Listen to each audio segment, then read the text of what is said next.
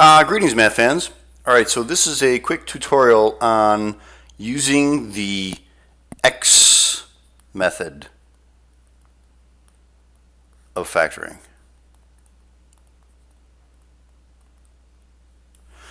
So the more advanced one for the 300 level is with a leading coefficient other than 1 is in another video. So this is just a leading coefficient.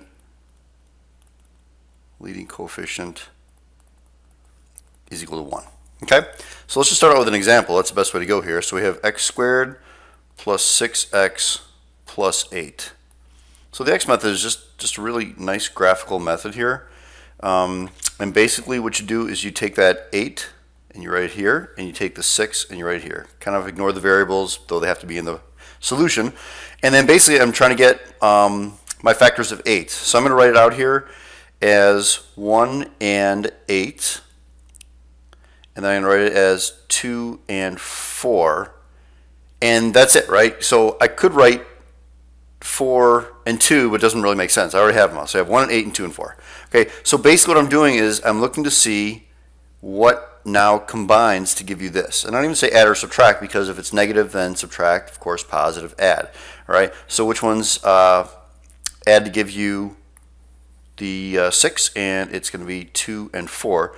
So 2 plus 4 is 6. Of course, we know it's 2 times 4 is 8. We already did that. So our answer for this one is literally just going to be x plus 2 times x plus 4. Okay, pretty easy. I think maybe the more challenging thing, obviously they have to know multiplication, but also just getting the sign correct. So let's do another problem here. If I do x squared minus 7x plus 10. So again, just pretty easy. We're going to put the 10 up here and the negative 7 here. Okay, and then you're going to get your multiples of 10. So 1 and 10, 2 and 5, and that's it. So then you kind of look at your combination. It's like, oh, a 2 plus 5 is 7. Oh, but it's got to be negative 7. So these are both negative, because they certainly can multiply. Negative 2 times negative 5 can give you positive 10.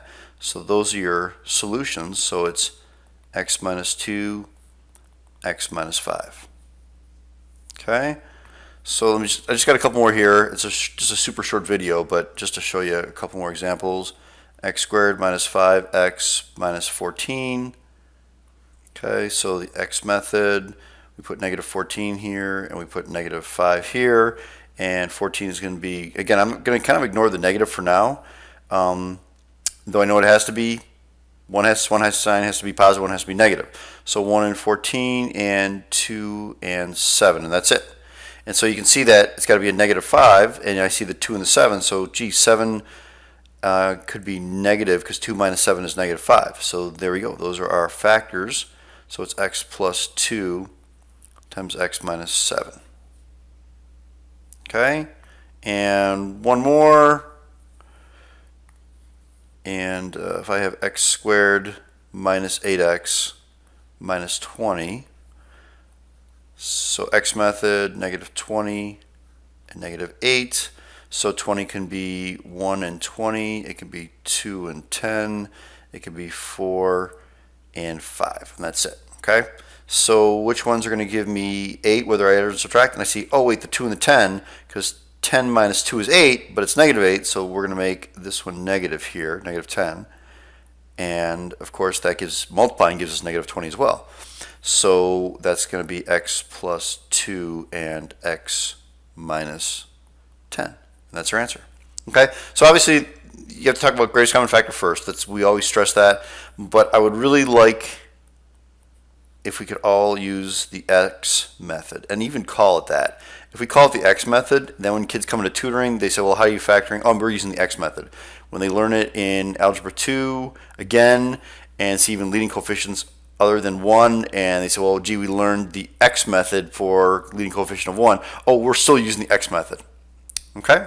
So that's it, under 5 minutes, and thanks for watching, and hopefully this is all good.